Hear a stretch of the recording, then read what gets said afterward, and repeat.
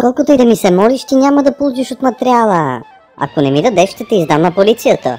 И ти си в кюпа, няма как да се измъкнеш. На мен затвора ще ми хареса, но на теб...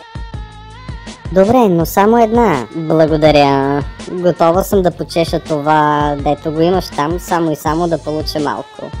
Имам клюки за политици, звезди, спортисти и за такива, които нищо не правят, освен да са известни.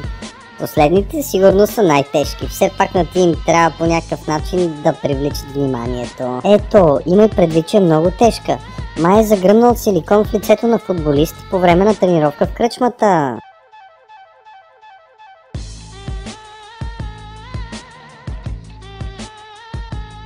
Докато са му вадили силикона от ушите, той се е контузил глезена и някаква поп-фолк певица е забременяла от него. Ох, колко ми е хубаво! Котка, по-тихо, ще ми прецакаш играта. С такава поста, Фифо, бизнесът ти ще процъфти. Не, само не казвай тази дума. Коя? Бизнес ли? Защо бизнес е лоша дума? Какво има на думата бизнес? Като я кажеш, идват полицаите, за да се убедят, че всичко е наред. И без бакшиш не си тръгват. Фантазираш си, Фифо. А знаеш ли, че силиконът е гръмнал в лицето на футболиста тази нощ, а певицата забременяла от ушите му е в 4-тия месец?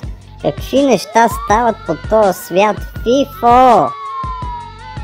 Сега е момента да бягаме, но само Котка може да кара колата.